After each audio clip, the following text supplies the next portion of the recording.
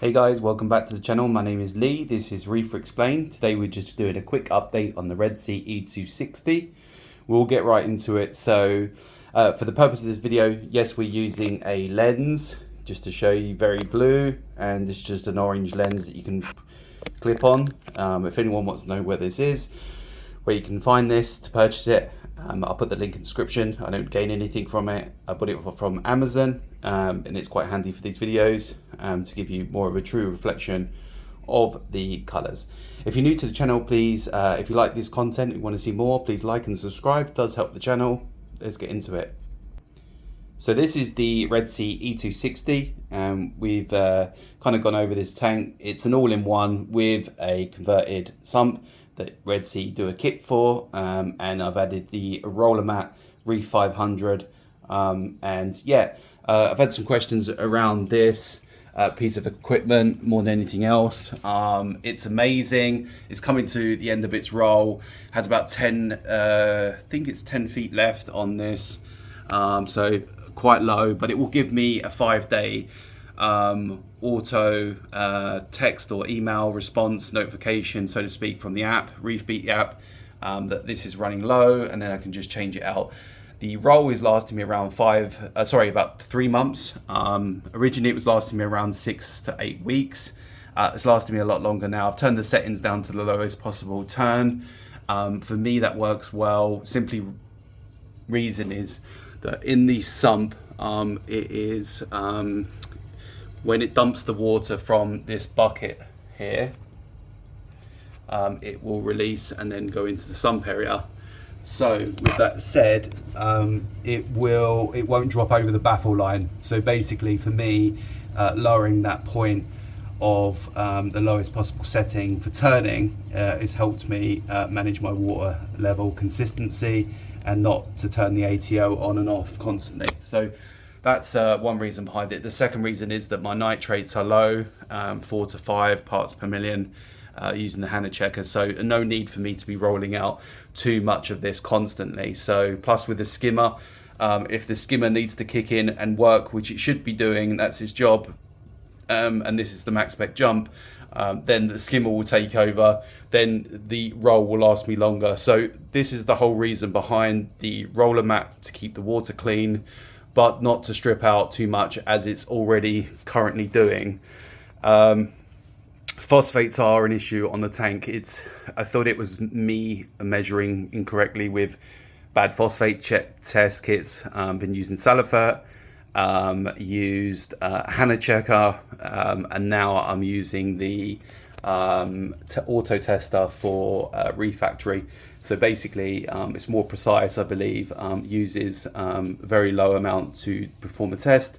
It's more accurate than we would do, and obviously it's going to give you a digital number, and that's reading between 0.01 and 0.02. So I'm having to manually dose and keep an eye on that, and I'm currently doing about 3 to 4 tests a week. It's scheduled for daily, but I'm doing a manual test, so as in I press the manual button for a test when I'm ready, not when the system wants me to. I just wish they would update this already so that we could get this kind of set on a day, like a Friday or a Monday, and then twice a week maybe, and then I can see where I'm at on a middle of the week and the end of the week. But we'll come back to that.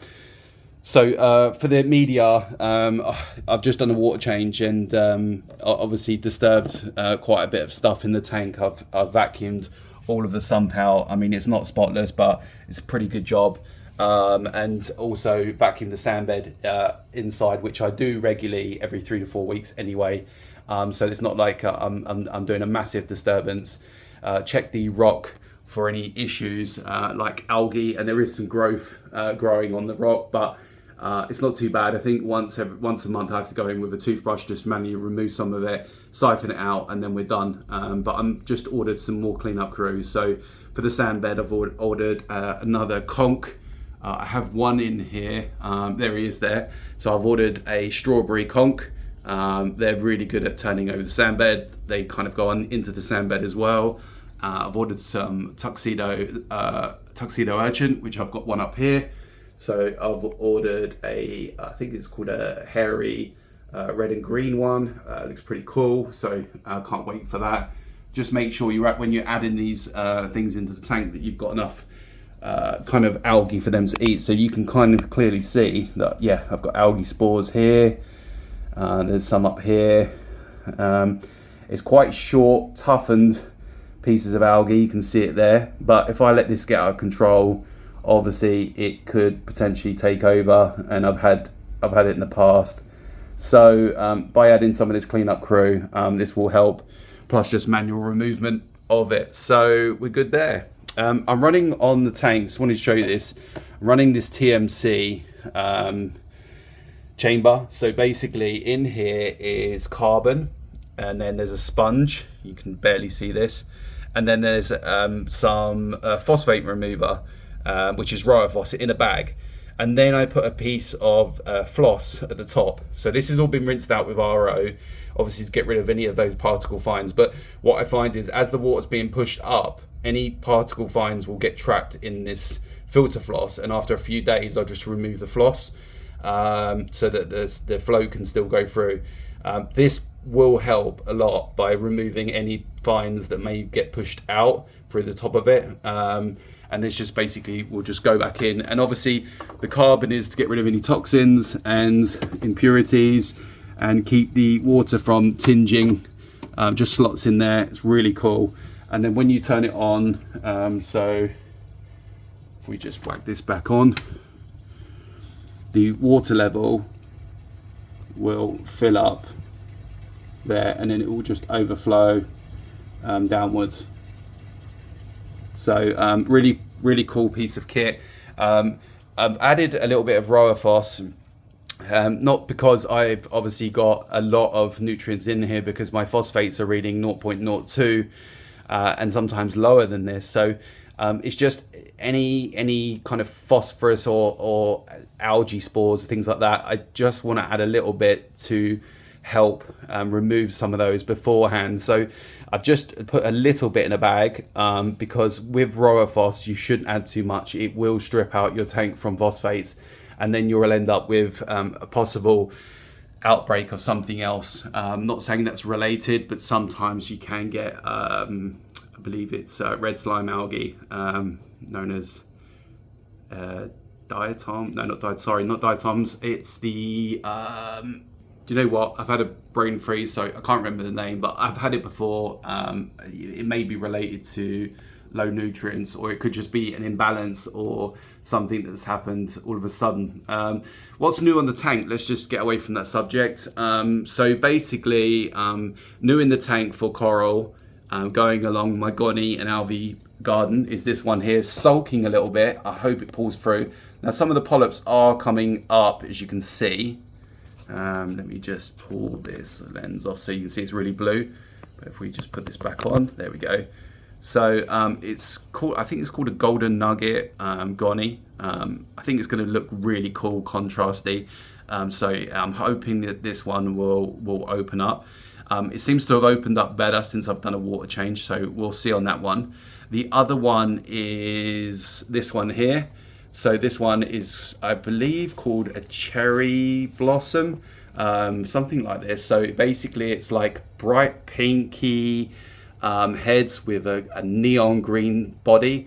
And sulking again a little bit, the heads are out, so that's a good sign. I've checked all my parameters. We've got 1.025 salinity. Temperature we're reading at the 78.8. We've got pH of 8.3, which is good.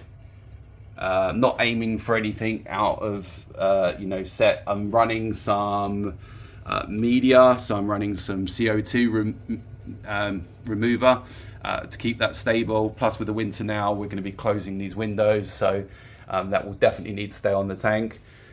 And then we're reading at 1340 on magnesium, and calcium we're running at 420, a little bit lower.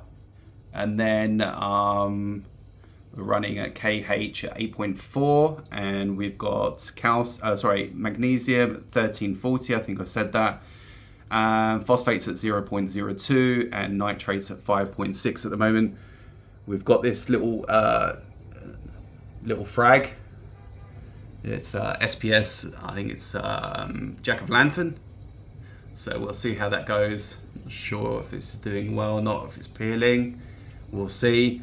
So yeah, I've just ordered another coral. I think it was an SPS, red and blue. I think it's a Monte Digitara. Yeah, we'll see what that's like. It's coming from Essex Marines corals, so it's going to look pretty sweet. Apart from that, everything else in the tank is doing well. Fish are doing well.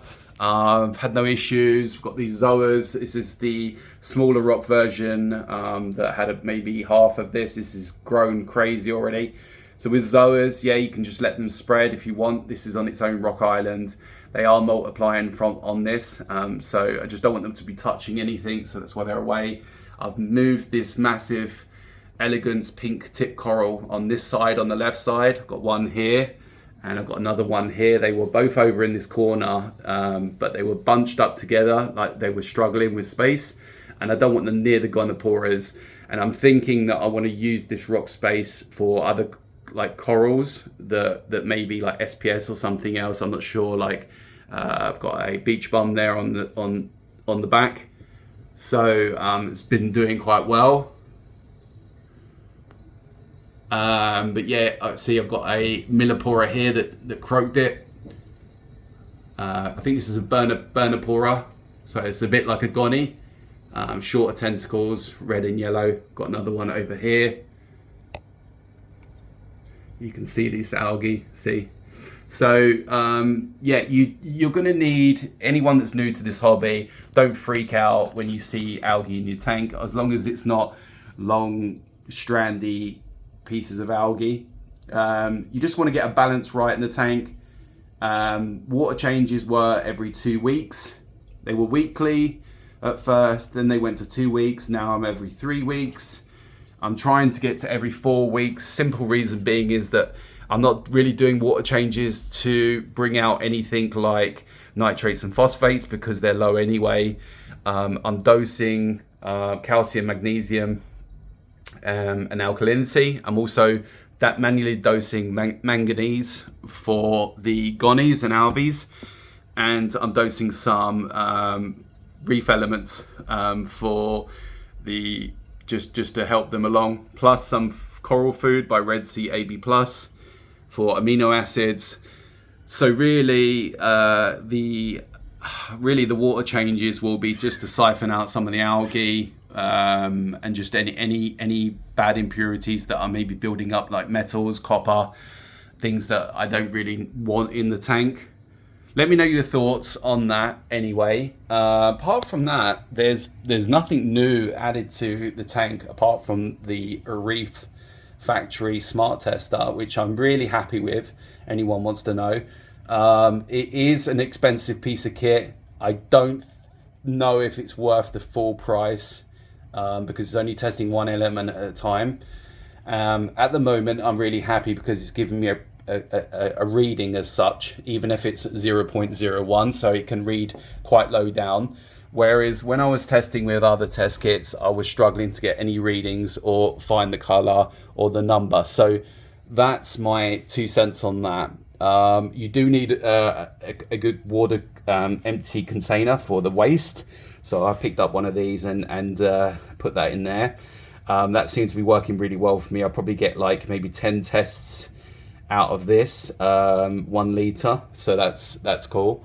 I'm giving myself some like sticker notes to see where I'm at, and then put it in my calendar on my phone, so I can just double check when these water changes and reactors have been changed out, so that I don't just waste media for the sake of it. The reason I changed the carbon out, it only got changed over a week ago, but I could smell some bad smells. Now it could just be coming from the roller mat because it's getting filled up quite now. But I just thought it'd be time to just put a new lot in there. It's only a few spoonfuls in there anyway, and I kept the Roa Phos in there because it's only been there a week, and that can last like at least 3-4 weeks. And it's only a small amount, so I don't really need to be changing that all the time. So apart from that, we are pretty good. What I did do is use the I believe it's the, sorry, let me just get this out, show you. So this green pipe here going into the media is for the UV sterilizer. And I noticed that the media was looking a bit like dirty. So obviously when I did a water change, I just used some of that water, but then I put this in here to basically give some circulation in there. And I think that's helping a little bit. I also just cleaned out the return pump for the first time since I put this new one in. I can't remember the video when I did this video, but it was a little bit dirty and it needed doing, and I'm going on a trip in January, so I wanted to get this done way ahead of time. I vacuumed all of this area out and gave it a great little clean. So if you want to know what the vacuum tool was, I can put that in the description as well. It's just a tube with a little vacuum pump, and then you can just put that into a sock or just empty it, you know, out of the tank into a bucket and throw that away. But I just vacuumed it into a sock, and then that way that water went back into the sump, and then basically the skimmer will just remove those last bits, which it's doing now. Apart from that, as I said, yep, we are good on this front. Everything is doing well on equipment wise. We have some sockets left on the Red Sea bar, which is the 2-prong. So I'm thinking about if Refactory want to reach out, I'm thinking about doing a review or getting the KH Keeper Plus. Just not sure on that yet. If I want to bite the bullet on that, seeing as I've just whacked out for the smart tester. But yeah, I love the smart tester. I just wish it had more functionality on the scheduling. This little panel here, I just DIY'd on. This was really put in place because when you're doing maintenance, there's always a pipe or a tube or something that squirts water out. And I wanted to really protect this extension socket from any splashes, and that has worked a treat. So these, you know, pH probes and stuff, they're on the outside, so obviously they're going to get wet, but they are covered and stuff like that. And really worst case scenarios, they go down. But this I really wanted to protect because I don't want to be messing with electrics getting wet like this on the plugs. So I just covered that up. Make sure your sockets are off the floor, which they are. Everything is pretty neat and tidy. All of the bricks and stuff are behind here. They're clipped inside and they're away from each other. And once in a while, I'll pull everything out and give it a good hoover or dust in there. But that's probably once every 6 months, if I'm being completely honest, or maybe once a year. And that's it. We're coming up to 5 years in December, and I'm really happy that this tank has really done so well. And I thank everybody for kind of tuning in and watching these videos to, you know, give me some support and ask questions about the tank. We're, you know, just we're all trying to learn from this hobby, and it does help when people are reaching out and obviously pointing out things that may be problematic or could cause an issue down the line. So if you see anything wrong with this, I get it that the cable management there at the back is crazy. When I bought this board, this Hexus board for the cable management, basically to put everything on because I was running out of space, it has worked. And you can see I've got my doser up on the cleef here.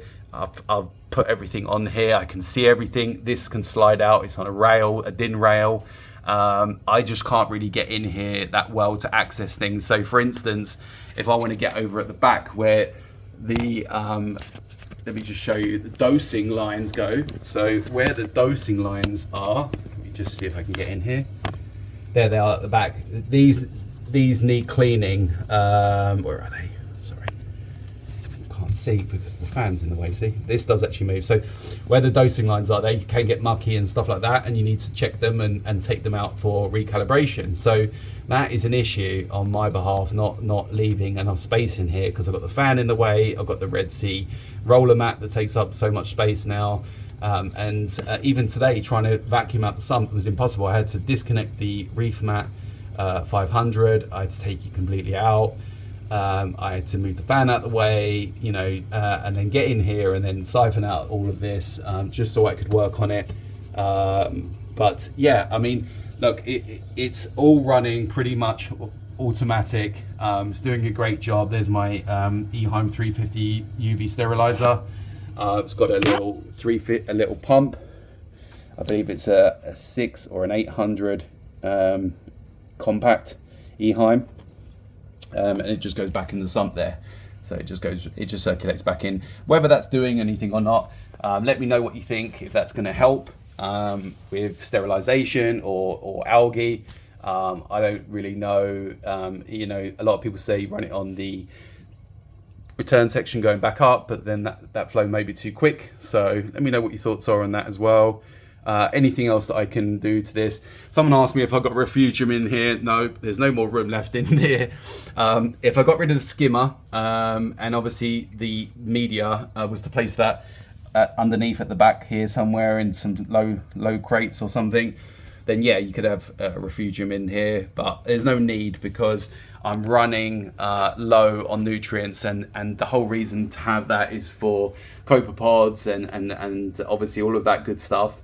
But I don't have a mandarin. I've done that before and didn't end well when I went away on holiday. They need feeding regularly. They're slow eaters. They're beautiful fish, but I wish people would leave them alone unless you've got a copepod heaven for them to be feeding on all the time and enough abundance of life for them. Then just don't bother, because it's just a sad thing for them to come into the tank and then just die because they haven't got enough food. Some of them will eat flake food and obviously mysis and brine shrimp, yes, but they have to get in there to feed. And the fish that I've got now in the tank, just going back quickly, is the radiant wrasse, the purple and yellow one. Let me just get close to see if I can show you him. So he's beautiful. I've got the fairy wrasse, the pink one again. I've got the pair of chromus. There's another one somewhere hiding. And I've got the lawnmower blenny, which is the starry one. They're a little bit more different, kind of glittery. And then I've got the pair of clownfish that came in as a pair. So they're doing really well. And that's about it, apart from a few crabs. Got a Halloween hermit here. I've got the orange conch, and I've got the tuxedo urchin and a few other snails here, astrazenas. So yeah, doing all well. Again, we've got running the ATO by London Aquarium design. It's acrylic, 24 litres, might hold 25, 24 and a half. Top it right to the top. Really impressed with this. Pump goes through. You've got the little feeders through here to push all the cables through. Just looks neater. So real happy with that. Dosing box, 3-way from Starfish. Yeah, really like this. But that's it, guys. If you found this video helpful or kind of something different you hadn't seen before, then yeah, give me a thumbs up, like, subscribe, and I will see you on the next video. Take care.